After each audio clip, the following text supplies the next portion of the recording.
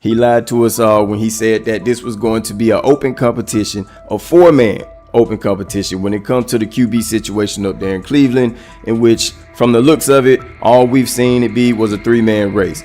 The only people that has been getting reps in with the first team or with the veterans are Joe Flacco, Kenny Pickett, and Dylan Gabriel.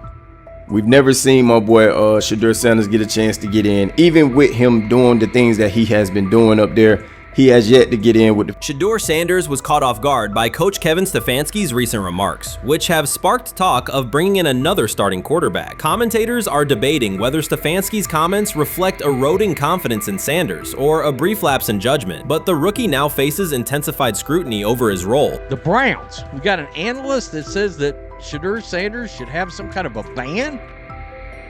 Banishment of some kind? Come again? Say what?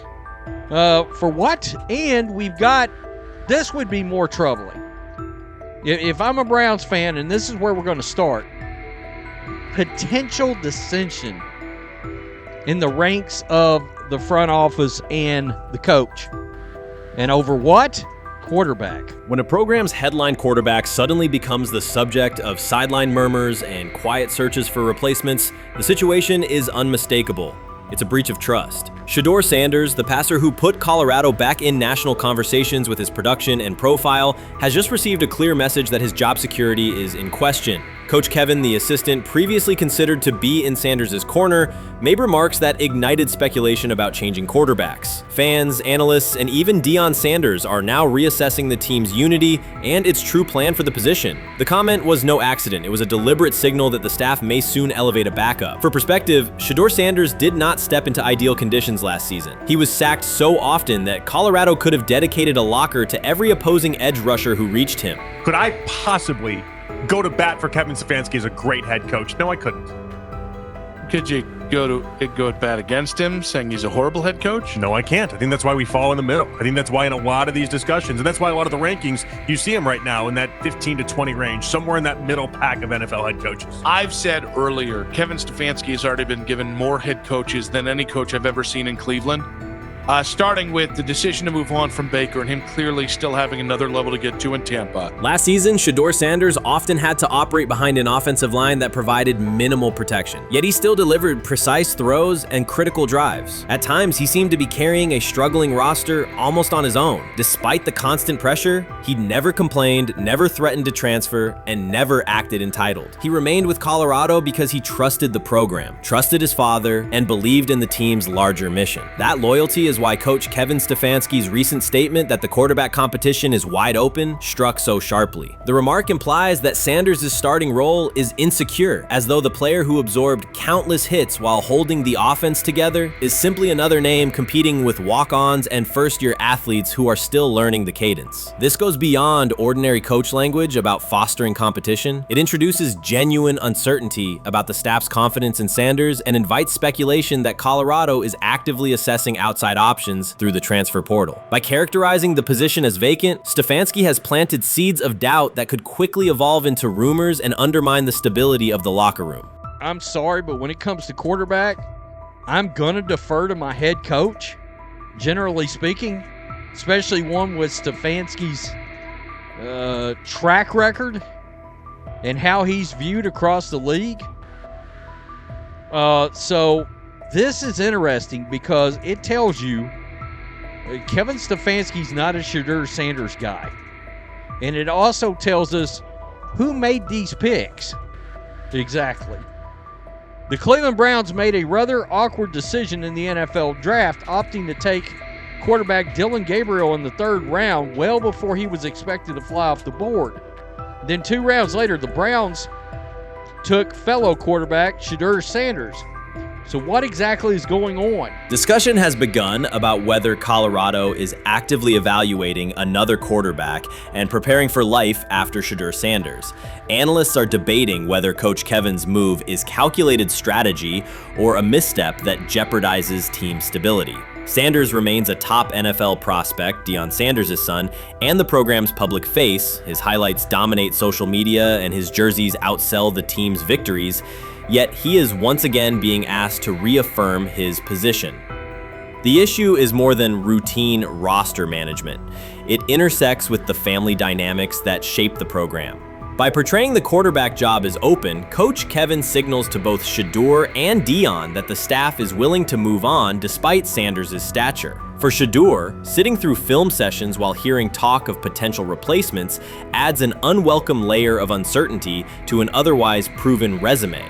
The decision may reflect a desire for a quarterback with a different profile, perhaps someone more mobile and system-oriented, rather than a dismissal of Sanders' accomplishments. When he led college football in completion percentage and he threw almost 40 touchdowns for over 4,000 yards, how tall was he? Because they make it seem like he shrunk all of a sudden, RC. Oh, how lively was his arm? Because all I know is somebody did that. Somebody threw for over 4,000 yards, somebody threw for almost 40 touchdowns, and somebody led college football in completion percentage. Now, I'm trying to figure out, what I try to figure out all the time, Mel, is how a guy that hadn't played football in almost 5 months. Shannon Sharpe has publicly defended Shedeur Sanders and criticized those questioning him. Sanders has earned higher recognition and some fans are responding negatively. Although there's debate about whether he belongs on a second team list, Sharpe maintains that Sanders' career is clearly ascending. Reactions on social media are mixed. Some users are angry, others are surprised, and a few say they anticipated this result. The conversation remains active. When reports confirmed that Shedeur Sanders had been elevated from second team to near top tier status, Shannon Sharpe issued an emphatic response. He delivered a detailed rebuttal to critics, underscoring why Sanders deserved the promotion and directly challenging those who doubted the decision. I don't think that he was underprepared during these meetings. I don't believe any of these stories that he showed up arrogant and that he was bombing his interviews. I mean, you watch the film, he's on time, he's on point.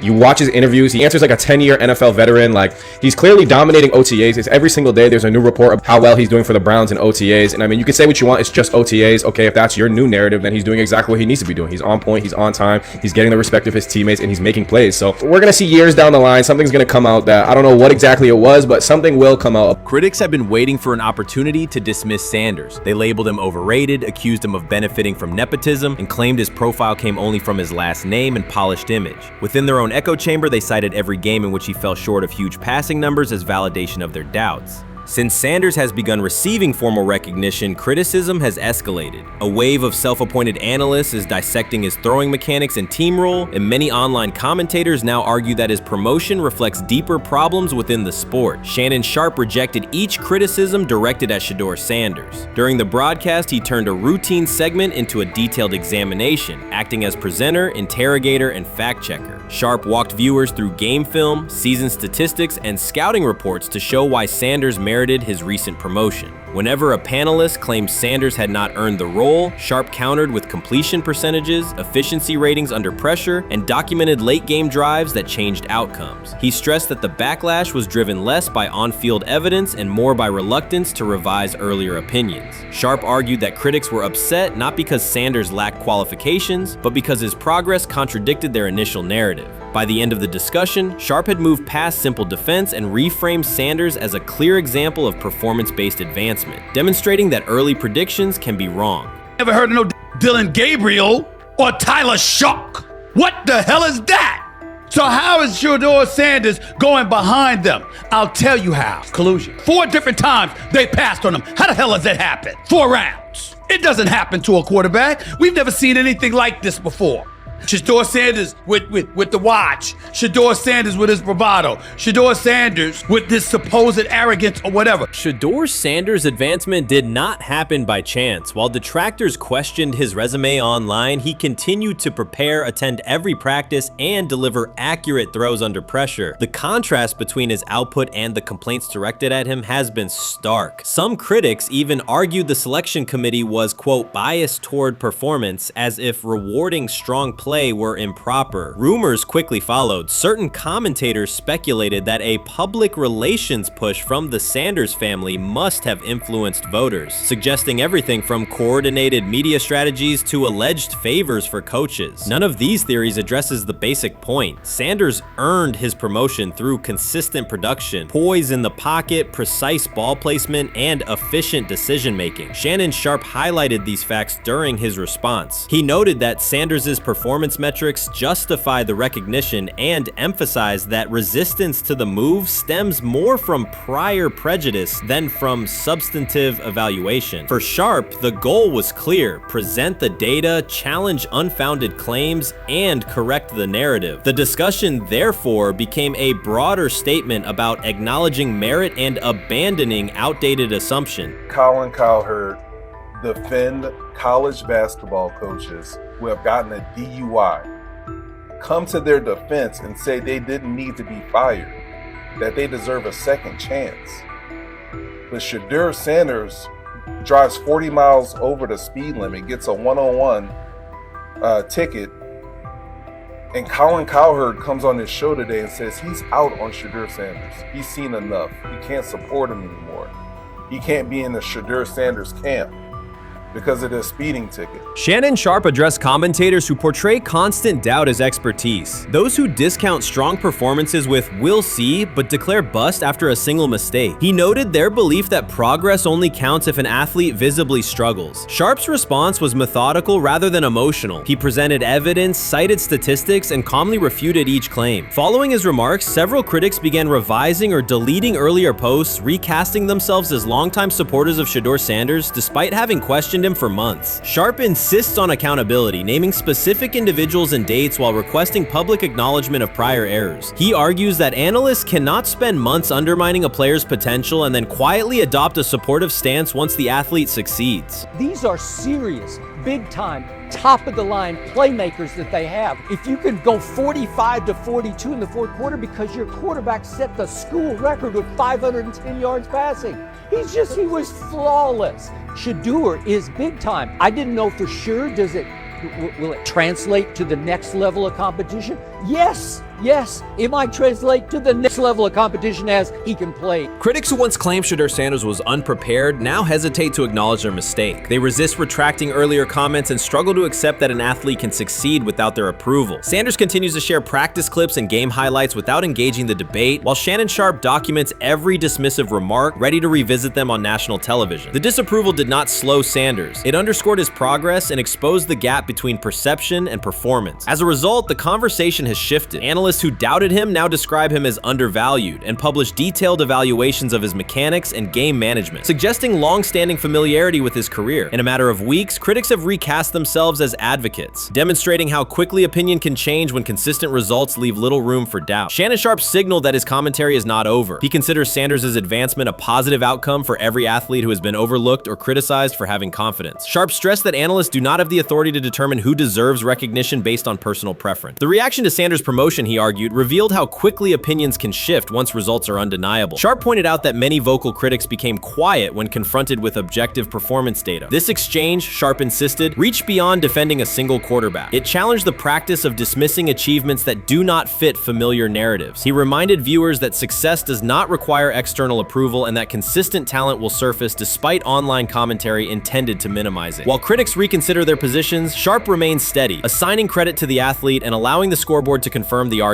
In his view, the statistics speak clearly enough. Sharpe also emphasized that the intensity of the backlash must be placed in context. College football is a volatile environment where unexpected outcomes are common. Therefore, declaring failure based on incomplete evidence only weakens the credibility of sports analysis. The discussion underscored the need for measured evaluation rather than reactive judgment. Dak Jackson and him and everybody else that we talked to have said that Shedeur looks good. He looks really good. He looks better. And we got Zach that say Dylan Gabriel ain't even an NFL quarterback. It's true. So how is it that this man can't get a rep with the ones, but that non-NFL quarterback can? We all what agree with sense is that made? Some observers now claim that recognizing Shedeur Sanders' strong performance undermines football's traditional standards, even though they previously argued he received coverage only because of his father. Faced with Sanders' current statistics, those critics are searching for explanations that fit their earlier narrative. The data have always been clear. Their earlier objections ignored that fact. Shannon Sharpe is openly highlighting this reversal, comparing past negative remarks with Sanders' recent 400-yard games to demonstrate the gap between criticism and evidence. Sharpe did not force these commentators to backtrack. He simply displayed their earlier claims alongside Sanders' results, allowing the contrast to speak for itself.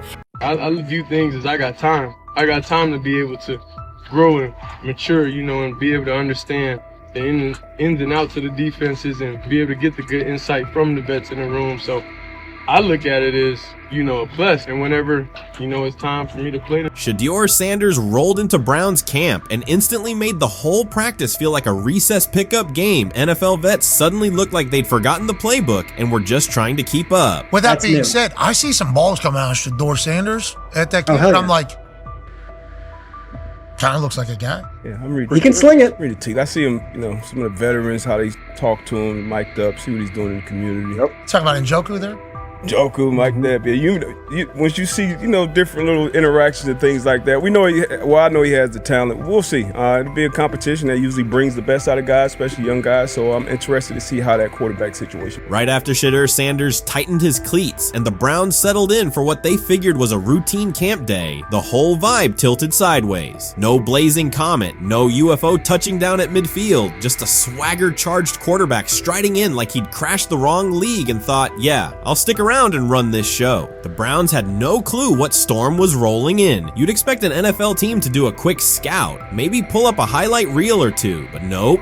They greeted Shedeur with a shrug, only to watch him seize the field on snap one and run the whole operation like a seasoned pro. First and foremost, he's been the best quarterback in camp. Now look, Joe Flacco ain't had many opportunities. There was a whole day I saw he didn't throw the ball at all. Here's my theory on the situation. They already know who's starting in the number 2 is. They already know. Joe Flacco and Shedeur Sanders is already locked up. You're missing the boat, people. You're missing the boat. Your boy, Kenny Pickett and Dylan Gabriel, they're fighting. Shedeur didn't merely clock in, he hijacked the session. One moment he's loosening his arm, the next he's roasting veteran QBs like faded names on busted draft boards. Defensive coordinators everywhere had the same gut punch reaction.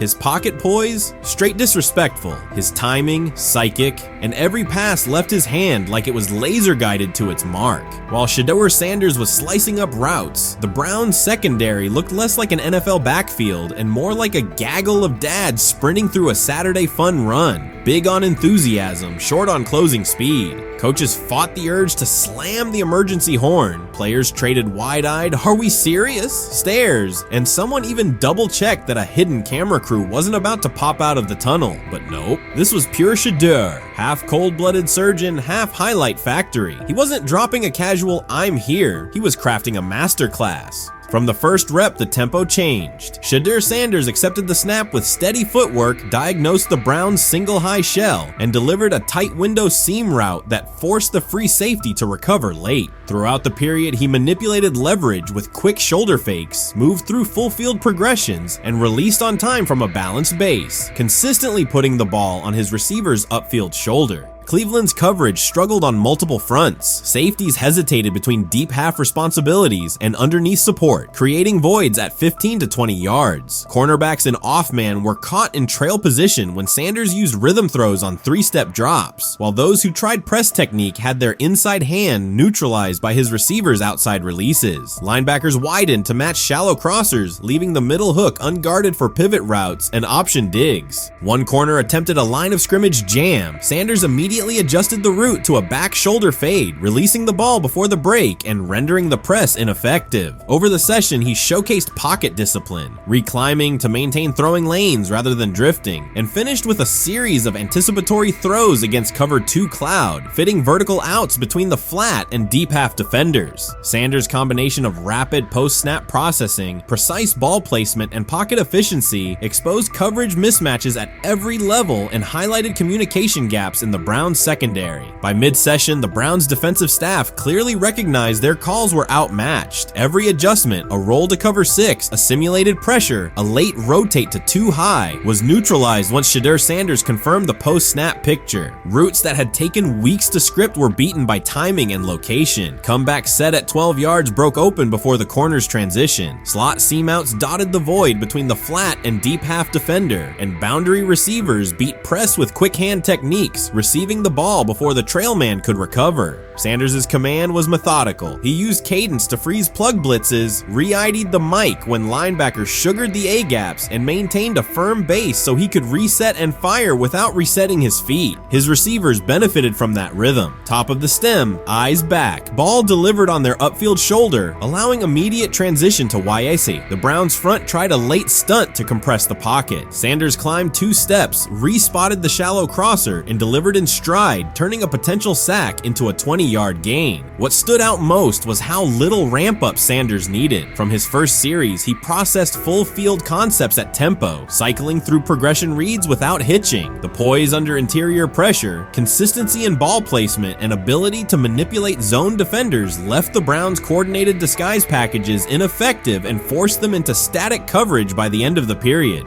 In short, Sanders' efficient mechanics, rapid processing, and anticipatory accuracy rendered Cleveland's defensive game plan ineffective at every level, from pre-snap disguise to post-snap spacing. Imagine there's many people that think Dylan Gabriel's a better quarterback than Shedeur Sanders. I don't care where they were drafted. And if the Browns are the one team that thinks that, then I'm going to suspect it's not true. They don't know what. Listen, I've been on every quarterback evaluation for 30 years. Right. I never root against anybody. Yeah. But I'd be surprised if Dylan Gabriel's ever a legitimate starting quarterback for the Cleveland Browns. I'd be surprised. I just don't think.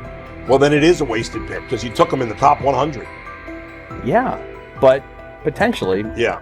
May get away with it because of Shedeur. An edge rusher chirped at Shedeur Sanders between snaps, hoping to shake his rhythm. On the very next play, Sanders answered with a 30-yard laser, a deep dig from the boundary side that split the single high safety and the trailing corner. He hit the top of a 5-step drop, kept a firm base, and delivered on time to the receiver's outside shoulder, turning what should have been a routine rep into a sudden change explosive. From that moment on, every coverage wrinkle the Browns tried, rotating from cover 3 to quarter half, flashing a Tampa 2 shell, mugging both A-gaps, was met with a precise counter. When corners pressed, Sanders adjusted the route to a back shoulder fade. When safeties widened, he checked to a glance post. When linebackers bailed, he found the running back on a delayed option out of the backfield. Even late simulated pressures couldn't move him off his spot. He simply climbed, reset his feet, and fired. As Cleveland's defenders rotated through checks, Sanders manipulated them with cadence and eye discipline. He froze weak side safeties long enough to create intermediate windows, then feathered the ball into those lanes before help could arrive. When the Browns finally dropped 7 and matched every route, Sanders tucked the ball and converted 2 separate 3rd and 6 situations on the ground, reminding everyone that his mobility is as calculated as his arm. By the end of the session, the defensive coordinator's call sheet looked obsolete. Sanders had neutralized blitz looks, exposed spacing issues in zone, and forced the unit into static base coverage just to survive the period. It wasn't a camp drill anymore. It was a clinic on timing, processing speed, and controlled aggression, delivered snap after snap by a quarterback who never needed a warm-up lap to own the field. They never planned on taking him. The problem is,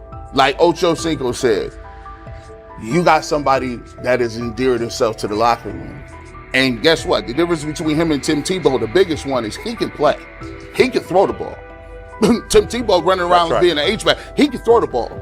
And he's done everything he needs to do. He ain't saying nothing. He ain't rocking the boat. He ain't mad about the reps. He ain't mad about none of that. All the people out there want to see is this, like Tyler said earlier. We want to see what he can do with Jerry Jeudy. That's it. I want to see what he can do with David Njoku. I want to see him with Junkins. I want to see him with the first running backs. If you are cooking, if you are beating down the doors with the 3s and 4s, guess what?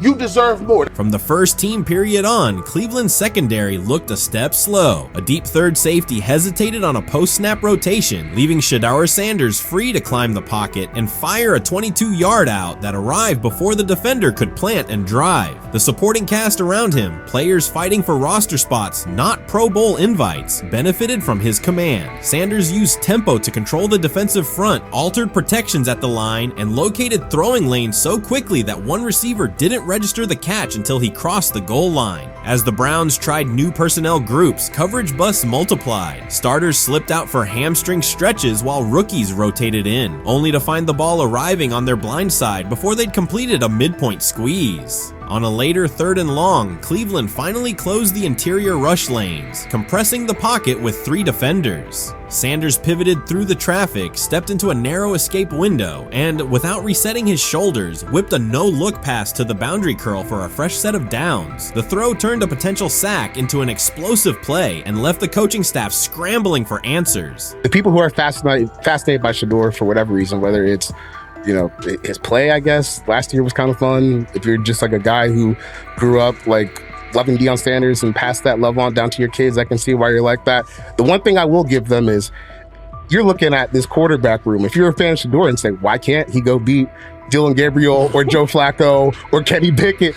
So I do understand that part of it, right? Because why not? Why couldn't he be a Brown starter in October or November? That looks like a quarterback room where everyone will get a chance to start. That's exactly what he says. I'm told the footage of Shedeur Sanders meeting with the Giants is so bad that both the Browns and the Sanders family have threatened legal action if it is published. The New York Giants have released audio from their draft interview with Shedeur Sanders, and the disclosure has drawn intense public reaction. Fans want to know whether Sanders made critical remarks and why the Giants shared material that should have remained confidential. The situation revolves around an open microphone, contentious comments, and the broader implications of the leak. The New York Giants published a brief, edited segment from their interview with Shedeur Sanders and withheld the remaining footage. Observers are debating whether this was a strategic public relations decision or an attempt to discredit him. The team has offered no additional explanation, and many fans view the limited release as inadequate and potentially misleading. They are demanding full transparency and accusing the organization of orchestrating a negative narrative. While criticism of Sanders is vocal, his supporters are responding with equal intensity.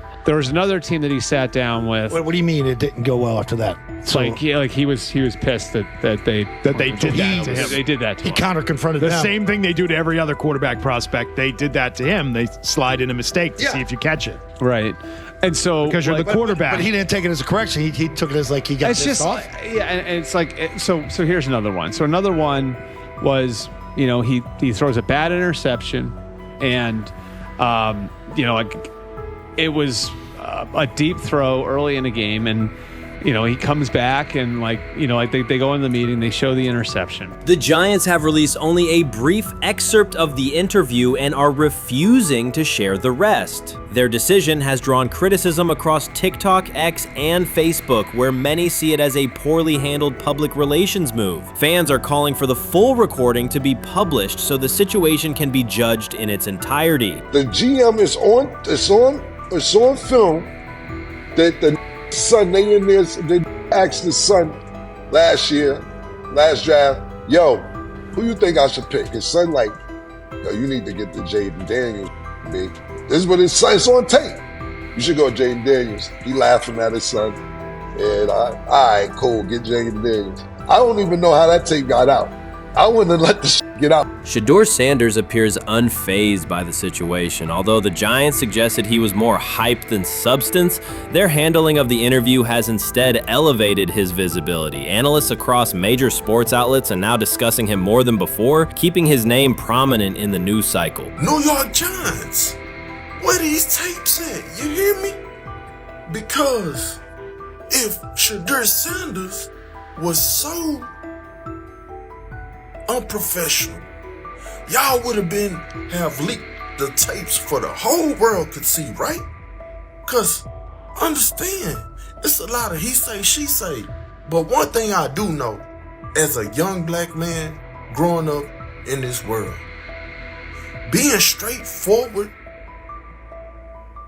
and not sugarcoat anything. The Giants' PR team appears to reject Sanders' family connection outright, a decision many view as unprofessional and lacking nuance. Internal discussions seem to have dismissed quarterbacks with prominent relatives as poor fits for the organization, revealing limited awareness of public perception. The response was swift. A single edited clip ignited widespread debate on social media, with fans asking why essential segments were held back and what the team might be hiding. Critics argue that if the full interview contains nothing damaging, the club should release it in its entirety. Online discussion intensified immediately and continues to gain momentum. What they do during the film and the combine and the meetings is teams will install mistakes intentionally planted in the install, and they want you to catch them. Shedeur didn't.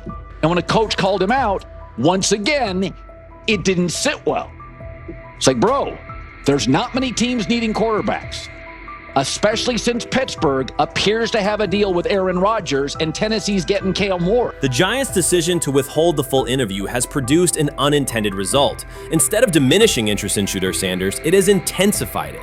Media outlets and analysts are now examining every on-field rep, press comment, and public appearance as evidence of how he conducts himself under scrutiny. Each throw, adjustment, and answer is tracked and evaluated against league standards, reinforcing the view that he remains composed and professional. Many fans contend that the organization has misrepresented Sanders and suggest the issue may stem from the Giants' view of his father, Deion Sanders. They see the partial release as an attempt to raise doubts about his character by association. That perception has only made his profile more compelling. The discussion has shifted from whether he deserves a high draft position to how effectively he withstands sustained pressure. Sanders is now regarded not just as a talented prospect, but as a symbol of resilience, central to debates about transparency and organizational strategy. Even if the Giants eventually provide more context, the visibility they have created for him is unlikely to fade. The most fun yet the most difficult thing I cover and we cover all year long is not games, it's the NFL draft. Because I've said this many times, you get lied to for a month to 2 months up to it. And so often during the draft, and every few drafts, there's a guy that really falls, precipitously falls. This year it was Shedeur Sanders, it's been Aaron Rodgers, it's been Dan Marino. Every few years somebody falls a lot. And so, but those stories don't come out until like the fall. Criticism of Shedeur Sanders from within the Giants organization has become increasingly public. Team communications appear focused on casting him as an overhyped prospect, whose character should be questioned, a narrative that seems aimed at shaping opinion rather than assessing performance. Yet each selective release or negative remark has instead amplified attention on Sanders and elevated his reputation. Efforts to confine him to a narrow, unfavorable image continue to produce the opposite effect, reinforcing his position as an underdog who endures external pressure. The debate has shifted from football analysis to broader concerns about narrative control and transparency. Fans, reporters, and online communities are still urging the Giants to publish the full interview, arguing that only complete context can resolve speculation. The organization's refusal to comply has intensified scrutiny and led many observers to conclude that the team underestimated public reaction and now faces questions it could have avoided with full disclosure. The tapes, the New York Giants have the tape. They definitely have the tape. It's confirmation that they have the tape. Shedeur didn't do nothing. It's what they saying he did. I'm gonna tell you what these mixed reaction right here. So we already know about the New York Giants, but the Pittsburgh Steelers head coach Mike Tomlin reported admired Sanders' talent, but hesitated to draft him due to previous challenges with quarterbacks like Russell Wilson and Justin Fields, leading to more cautious approach. Las Vegas Raiders. Sanders met with Raiders at the NFL scouting combine and expressed enthusiasm about potentially joining the team. His familiarity with the West Coast offense and quick release was noted positive, though concerns about his ceiling. Hours after the Giants posted that short audio clip, the timeline never slowed. Comment threads filled with frame-by-frame breakdowns, lip-read attempts, and side-by-side comparisons of what was said versus what was left out. Reporters called league contacts. No one could explain why a franchise would stir this level of curiosity only to seal the vault. Each refusal sharpened focus on Shedeur Sanders, turning routine throws into national talking points. Analysts kept circling back to the same note. His cadence at the line looks unchanged, steady against the noise. Hashtags demanding the full interview, trend drop, and trend again. Podcast hosts bump scheduled segments to lead with the leak. Rival teams get asked how they would handle a similar situation, then quietly check their own archives. Inside Giants headquarters, the plan to shape the story looks less like strategy and more like a slow burn spotlight they can't switch off. And now every preseason snap, every media availability, every stray sideline camera angle gets fed into a loop that asks, what are they still hiding? The file remains locked. Curiosity keeps compounding. Until someone presses upload or steps to a podium and explains the redactions, the subject drifts away from depth charts and play design, fixing instead on secrecy, control, and the risk of underestimating how fast attention turns pressure into permanence.